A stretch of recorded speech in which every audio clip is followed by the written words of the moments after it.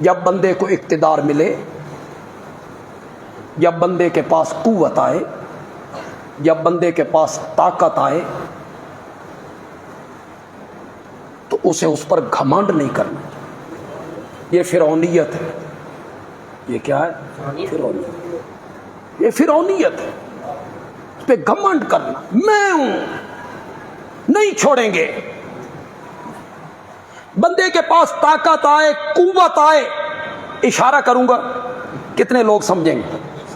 بندے کے پاس قوت آئے، اقتدار آئے، 10,000 قدوسی ساتھ ہوں اور ان قدوسیوں میں خالد ابن ولید ہو، فاروق اعظم ہو، حیدر کرار ہو، اور وہ لوگ جنہوں نے بلال کو تپتے ہوئے کولوں پہ لٹایا، جنہوں نے سمیہ کے 2 ٹکڑے کیے، جنہوں نے میرے نبی کی بیٹی کو نیزے مارے، اونٹ سے گرایا، حمل ضائع ہوا، شہادت پائی، بدر احد میں لڑے، میرے نبی کے چچا کے جسم کے 12 ٹکڑے کر دیے، پھر میرے نبی کے پاس طاقت آئی، قوت آئی، فتح آئی، فاتح بن گیا، تو میرے نبی نے بیت اللہ کی چوکھٹ کے دونوں کناروں پر ہاتھ رکھ کے کہا لا تثریب علیکم اليوم انتم الطلقاء، جاؤ میں نے تم سب کو معاف کر دیا۔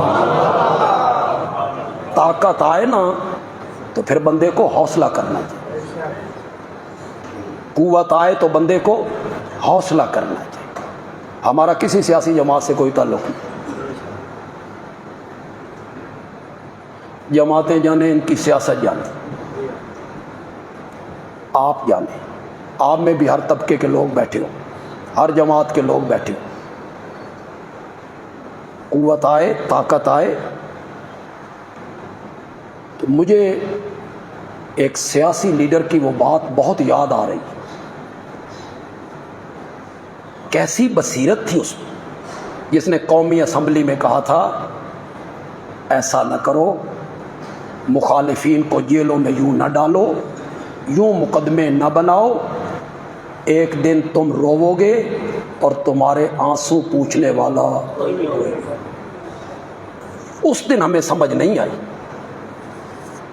لیکن آج سمجھ آئی، رو رہے ہیں اور آنسو پوچھنے والا کوئی نہیں۔ قرآن نے کہا تھا تلک الایام نداولھا بین الناس، یہ دن ہم لوگوں کے درمیان بدلتے رہتے، کبھی کوئی جیلوں میں ہوتا ہے اور کبھی کوئی جیلوں میں۔ اقتدار آئے نا بندے کے پاس، اسے سنبھالنا چاہیے، حوصلہ کرنا چاہیے، اس اقتدار کو غلط استعمال نہیں کرنا چاہیے۔